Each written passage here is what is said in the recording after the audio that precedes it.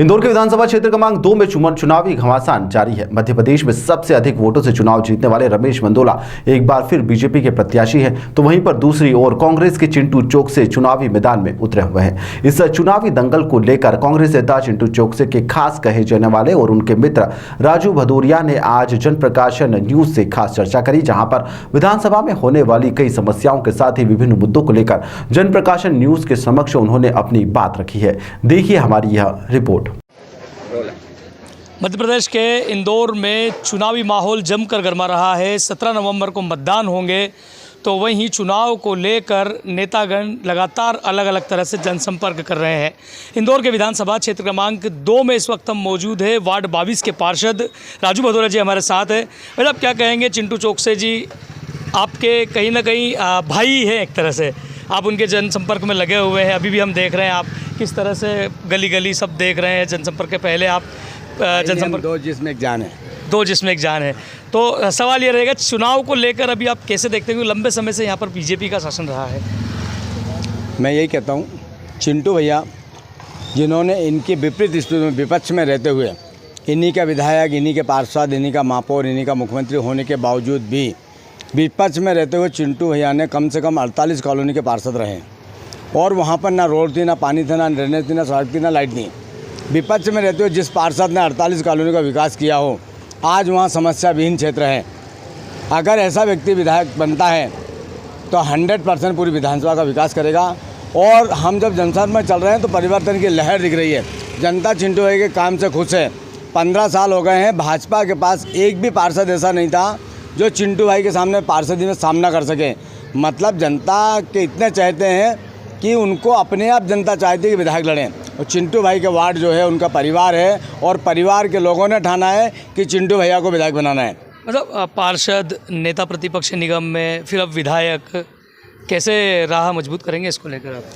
नेता प्रतिपक्ष पार्षद के समय की जिम्मेदारी थी। नेता प्रतिपक्ष बनने से चिंटू भाई को इंदौर शहर में काम करने को एक जगह मिली और वास्तव में एक ज़मीनी कार्यकर्ता के रूप में पार्षद बनते हुए 3 बार पार्षद होने के बाद नेता प्रतिपक्ष का पद बहुत बखूबी से निभा रहे हैं। इससे परिपक्वता झलकती है। ऐसा ही व्यक्ति विधायक होना चाहिए। ऐसा व्यक्ति विधायक नहीं होना चाहिए जो कहीं ना कहीं किस्मत से विधायक बन गए हों, लहर में विधायक बन गए हों। काम करने से विधायक नहीं बने। हमारे जो विधायक हैं वो सिर्फ लहर के विधायक हैं। अगर वास्तव में उन्होंने ज़मीन पर काम करा होता तो आज जनता 6 महीने से गंदे पानी से त्रस्त है। आज नंदा नगर, जनता कॉलोनी, बजरंग नगर, उनके क्षेत्र में आदमी टैंकर चलाना पड़े। शर्म की बात है। विधायक को डूब मरना चाहिए कि उनके क्षेत्र में हमको पानी के टैंकर पीने के लिए लाना पड़ रहे हैं। ड्रेनेज के लोग परेशान हो रहे हैं, लेकिन विधायक का दबदबा इतना है कि उनके लोग जिन्होंने उनको विधायक बनाए वही उनसे शिकायत नहीं कर सकते हैं। तो ऐसा विधायक किस काम का, जहां उनके परिवार के लोग भी उनसे अपनी बात नहीं कर पाए। हमारे चिंटू भाई ऐसे हैं कि उनसे हर कोई, छोटे सा बच्चा कोई भी जाके घर पर उनसे बात कर सकता है। फ़ोन पर अगर मिस कॉल हो जाए तो रिपीट फ़ोन लगा के बात करते हैं। चिंटू भैया ऐसे व्यक्ति हैं। ऐसे ही व्यक्ति को विधायक बनना चाहिए। वैसे मूलभूत सुविधाएं तो निश्चित तौर पर आप बताते हैं, हमेशा उठाते हैं, लेकिन चंदाखोरी और वसूली जैसे भी आरोप लगते हैं बीजेपी पे, आप ही लगाते हैं, कांग्रेस ही। इस बार कैसे मुद्दे में लेंगे इसको? हम लोग पहली बात तो कर रहे हैं, हमारा मेन मुद्दा जो है सस्ती और अच्छी शिक्षा, पढ़ाई कैसे मिले। हमारे लोग अधिकांश प्राइवेट लोग, हर व्यक्ति गरीब से गरीब परिवार का व्यक्ति चाहता है कि मेरा बच्चा पढ़ लिख के कुछ बने, लेकिन पैसे की और आर्थिक स्थिति के अभाव में वो गवर्नमेंट स्कूलों में, प्राइवेट स्कूलों में पढ़ा नहीं पाता है। हमारी प्राथमिकता रहेगी हम सरकारी स्कूल में अच्छी एजुकेशन दें, जिससे हमारा बच्चा पढ़ लिख के, हमारे हर परिवार का बच्चा पढ़ लिख के अच्छी जगह पहुंच सके। यह हमारी प्राथमिकता है। सेकंड प्राथमिकता है हमारी कि दूसरा आदमी कहीं मार खाता है तो इलाज में मार खाता है। गवर्नमेंट की योजनाएँ हैं, लेकिन योजनाएँ प्रॉपर वे में नहीं पहुँचती हैं।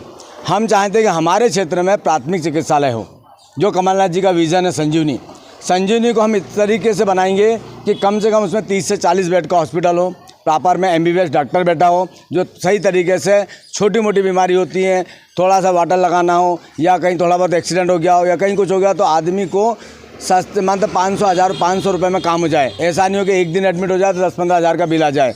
आदमी कहीं टूटता है तो इलाज के टूटता है, बीमारी में टूटता है, उसका परिवार परेशान हो जाता है। कई लोग ऐसे होते हैं उनको घर परिवार गिरवे रखना पड़ता है।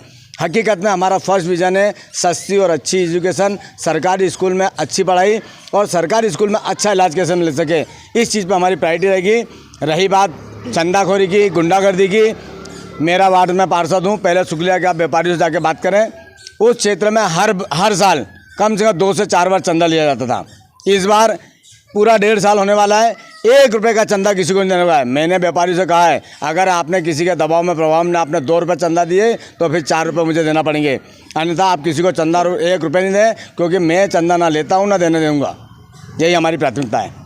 मतलब एक और सवाल बनता है कि एक जोड़ी पहले से है रमेश जी और कैलाश जी की, और अब दूसरी जोड़ी या पहली जोड़ी मान लो इधर से कांग्रेस से कैसे देखते हैं? इक्वली कहाँ बराबरी में देखते हैं या क्या आपका नज़रिया है इसमें?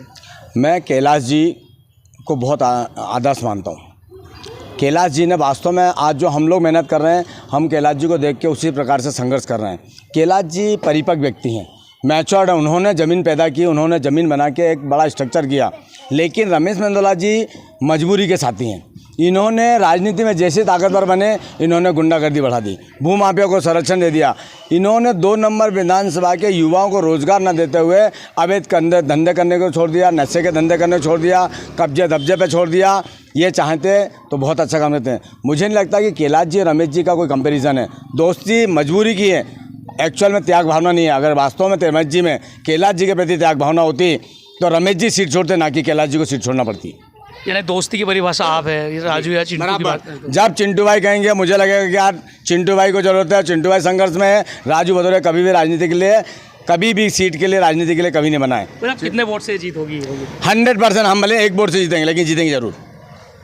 तो राजू भदौरिया और उनके साथी है, हमारे साथ साथी लोग हैं, लगातार सक्रिय हैं। विधानसभा क्षेत्र क्रमांक 2 है, लंबे समय से बीजेपी का यहाँ पर राज है, लेकिन इस बार बड़ी जीत का इन्होंने दावा किया है। तमाम मुद्दों को लेकर इन्होंने हमसे चर्चा की और अपनी बात रखी। जनप्रकाशन के लिए इंदौर से सतीश शर्मा।